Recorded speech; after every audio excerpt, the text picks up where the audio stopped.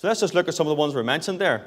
Probably one of the biggest challenges for being involved, especially when you get into the realms of semi-professional sport and even professional sport for some people, is what I'd call the environment. There is, of course, at times bad language.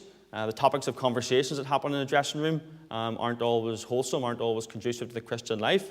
There's the area of social clubs we'll come on to, which again, the environment in there, wouldn't be a Christian environment, wouldn't be something that's going to encourage you necessarily on your Christian walk. And they're certainly some things I think are very, very relevant.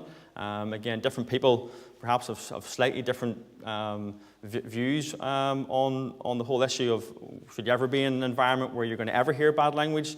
Unfortunately, in this day and age, if you're on a school bus, you'll probably hear most words that are there in the swear dictionary, if you like. And you could hardly travel on public transport. You could hardly be almost anywhere where general society is these days without hearing bad language and hearing things that of course, aren't conducive. What I would say is if you ever get to a point where you're grieved beyond being able to bear it, then of course, then absolutely you should get out of that environment. And I've certainly known Christians have been involved in football, involved in sport, have just got to a point where they don't want to be involved anymore in that environment where the environment just got such that language was just so bad. Up until very recently, I was manager of an amateur league club, and we had it on our rules within the club. And I said to the guys, look, I'm not here to make the dressing room a Sunday school classroom. That's not what I'm here for. But what I won't stand for is the Lord's name getting taken in vain. We had a fine system in place for dirty boots and for late arrival, and there was also a fine for taking the Lord's name in vain. So while I don't like swearing of any description, in an environment where you might hear a little bit of bad language, what I won't stand for is the Lord's name getting taken in vain. I think that is the one thing that there is absolutely no compromise on. I don't think you should ever be prepared to stay silent when the Lord's name is taken in vain. The other issue there was mentioned was drink. And again, this is something that was perhaps a little bit worse, maybe a few years ago, where drink companies tended to sponsor big football clubs particularly. The whole issue of drink driving, I think, has changed the culture a little bit around sport. We're no longer after sporting events to the same extent do players sit and drink perhaps the way they used to in football and rugby. But certainly on team buses coming home from matches, be it rugby, football, there could well be drink involved. And many of the cups and awards, particularly in Irish League football, are the Bass Irish Cup or the Smirnoff Player of the Round and maybe an Intermediate Cup or something like that. So they're all issues, and I've known Christians who have refused to take awards because they were sponsored by drink companies. When myself and my brother first started to play for Money Slane many years ago, they were actually sponsored by the Ulster Arms. So when they had the kit, we actually got a piece of blue cloth made, and it was stitched on to the front of the jersey. So the jersey that I wore, my brother wore, didn't carry any advertising of drink, because we told them we wouldn't play wearing a shirt that actually promoted alcohol. And the manager was fine with that. Their players were fine with that. And again, that I think was an easy stand to take, but also made players think that we were different. We weren't going to just be involved in promoting. But certainly there is an issue there where, especially Irish League clubs, for instance, a lot of their revenue could come from a social club. And there are issues there that are real and that Christians have to face. Probably the big one that was mentioned there is Sunday sport. We're going to look at this one in a little bit more detail. And there certainly is a big pressure today on young Christians, people who are involved in sport at different levels, unfortunately even now in the amateur level, to do things on a Sunday. Even school competitions now are going away for weekends to play other schools and things like that on a Sunday. And that's certainly an issue that we're going to deal with in more detail. What I would say regarding these sort of challenges, if you like, of being involved in sport is if you look at 1 Samuel 2, verse 30, I think it's a very important verse to underline not only your life in general, but also just to underline your involvement in sport and use this as a litmus test, if you like, for your involvement in sport. It says there, "Them that honour me, I will honour." And what I would certainly say that if you feel at any stage you need to withdraw from sport or withdraw from a situation, one thing's for sure, that if you honour God, He will always honour you. And if you seek to take a stand for Him in any situation you find yourself in, other Christians mightn't take the stand, other Christians might go ahead and do something you're not comfortable with, but if you take a stand for what you believe in and the principles that you're guided by your conscience, then I can guarantee you that the Lord will bless you and honour you for the stand that you take. The whole issue of should Christians be involved in sport, I'm going to give you two players here.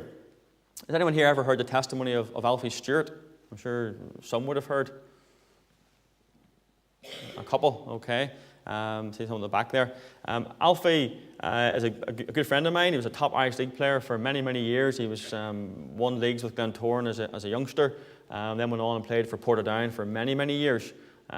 He's probably won almost every medal that's possible to win in the Irish League in terms of Irish Cups and leagues and everything that goes with that. Very, very successful player. Would certainly be, reckoned to be one of the top players of the last sort of 20, 30 years.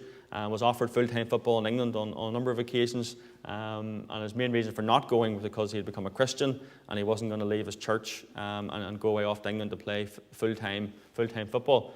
But Alfie's an example of someone who was involved in football, became a Christian, continued to be involved in football, had a tremendous testimony over the years as a footballer.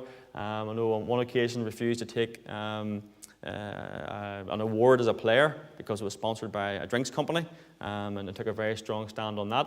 And while a player, and even since being a player, goes around and speaks to young people's lives like this and has a really tremendous testimony of someone who has been involved in high-level sport but who is a Christian. On the other side of the coin, if you like, I'm sure most of you know of Joe Peden. I'm sure Joe's perhaps sung here, I would imagine at some point. I'm sure many of you know who I'm talking about. Well, Joe, before he was saved, was again a top Irish League player. He actually played for Glentoran against Rangers in a European Cup tie many years ago. A very, very successful player. But when he became a Christian, he just left football completely. Just walked away from it, and indeed for years, if you speak to him, wouldn't even watch a football match. For Joe, becoming a new creature, old things passing away, all things becoming new, for him, that meant turning his back on football completely. As much as he loved football, just the environment he'd been in at Banbridge Football Club with the drink and his own battle with the booze, and just the whole environment, he just made a completely clean break. Now, I'm not saying one's right and one's wrong. All I'm pointing at young people is that's two different believers who look at this topic, if you like, slightly differently. But they're both right for them if they feel that's what God wants them to do, and that's the important thing. So, again, just remind you of what I said earlier, all things are lawful, not all things are expedient. So let's deal with the Sunday issue, because I think that's an important one at the minute. If you go onto the BBC website and are researching this topic, it has this statement: sport has a long and honourable list of athletes and players who have refused to break the Sabbaths it calls, or the Lord's Day as we would call now. And that's what the BBC refers to. Now, some people think that perhaps it's just evangelical Christians in Northern Ireland were so far behind the rest of the world that this is just an issue that's just here in Northern Ireland. We're the stick in the muds.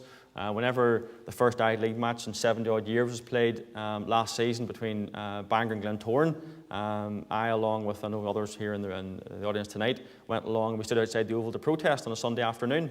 And I watched people I knew walking in, marriages I knew walking in, but the stand I felt had to be taken that Sunday football in Northern Ireland wasn't acceptable. And yes, a lot of things were said about, it's just, those evangelical Christians, the ones from Northern Ireland, they're living the dark ages and all of that. But the reality is, and the message I want to really get across to young people tonight is, this is not just an issue for Northern Ireland. This is an issue that Christians right throughout this world face, and indeed Christians to this day are taking a stand on the Lord's Day when it comes to sport. So this certainly is not just a Northern Ireland issue. For the rugby players, who's all the ones involved in rugby? Where's all the rugby fans? Couple of 4, 5, 6, okay.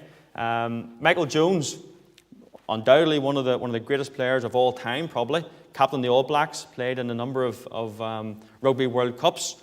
Well, Michael Jones refused to play on a Sunday. And I've put up on the screen there, if you do a search on Michael Jones through Wikipedia or just search on him, it's very, very clear. It says the number of appearances that Jones made was affected by his strong Christian beliefs as he refused to play on Sundays.